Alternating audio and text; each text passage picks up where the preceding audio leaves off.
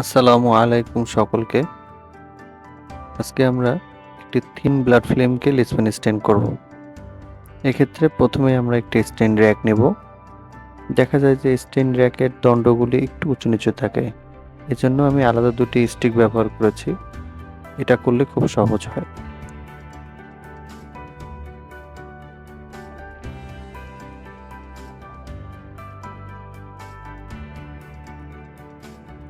এবার আমরা একটি থিন ব্লাড ফিল্ম অথবা স্মেয়ার নেব।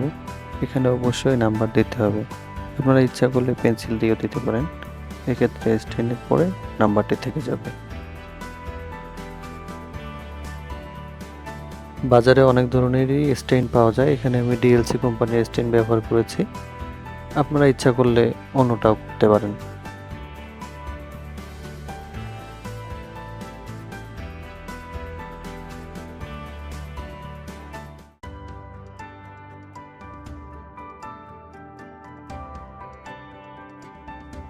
ব্লাড ফিল্মটিতে স্টেইন ঢালবার পর আমাদের 2 মিনিট অপেক্ষা করতে হবে।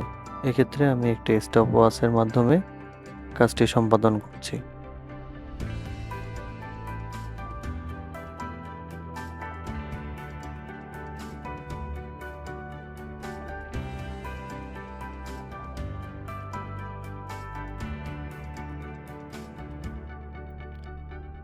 আমাদের 2 মিনিট শেষ হয়ে গেছে। এবার আমরা double volume distil water add করব।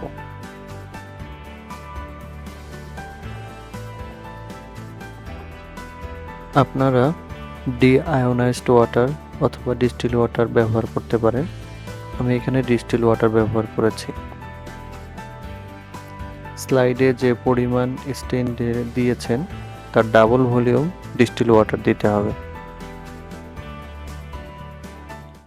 লিসপেন স্টেইন এবং ডিস্টিল ওয়াটারকে মিক্সড করার জন্য আপনাদের একটি ব্লোয়ার ইউজ করতে হবে। এক্ষেত্রে আমি ইএসআর পিপেটকে ব্যবহার করছি। আপনারা ইচ্ছা করলে অন্য কিছু ব্যবহার করে মিক্সড করতে পারেন। মিক্সড করার পর 5 থেকে 7 মিনিট অপেক্ষা করতে হবে। এক্ষেত্রে আমি 7 মিনিট ব্যবহার করছি।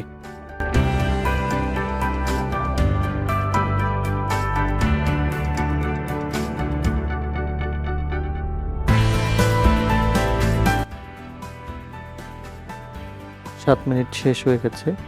এবার ওয়াশের প্রস্তুতি।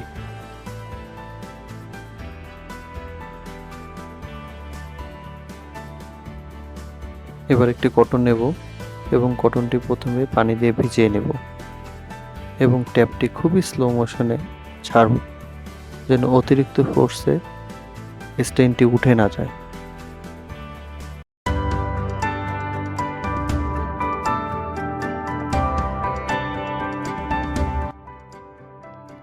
এবার স্লাইডটি একটি ফোর্সেপের মাধ্যমে ধরে ওয়াশের জন্য নিচ্ছি। স্লাইডটি অবশ্যই উল্টো দিকে ধরতে হবে, অর্থাৎ পিছনের দিকে। সামনের দিকে ধরলে কিন্তু স্টেইন উঠে যাবে। So be careful.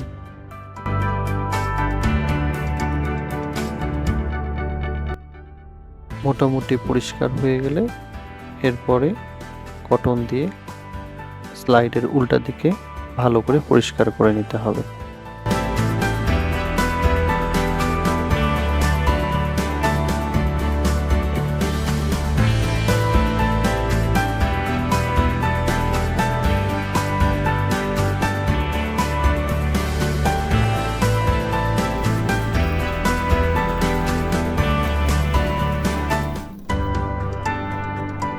এবার দেখুন স্লাইডটি সুন্দর পরিষ্কার হয়ে গেছে। সামনে কিংবা পিছনে কোনোখানেই লাল দাগ নেই।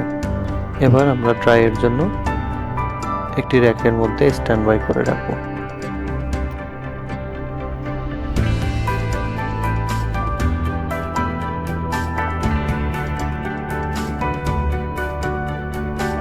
স্লাইডটি ড্রাই হয়ে গেলে এবার আমরা আন্ডার মাইক্রোস্কোপে এক্সামিন করব।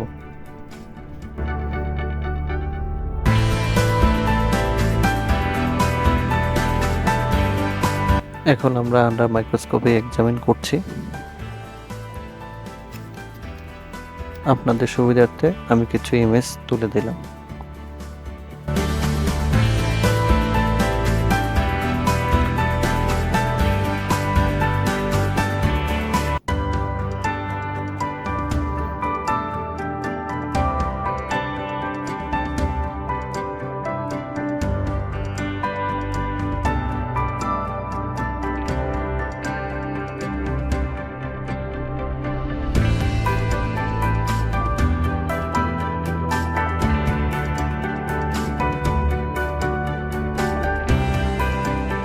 আজ এ পর্যন্তই। পার্ট 3 তে দেখা হবে ইনশাআল্লাহ। আল্লাহ হাফেজ।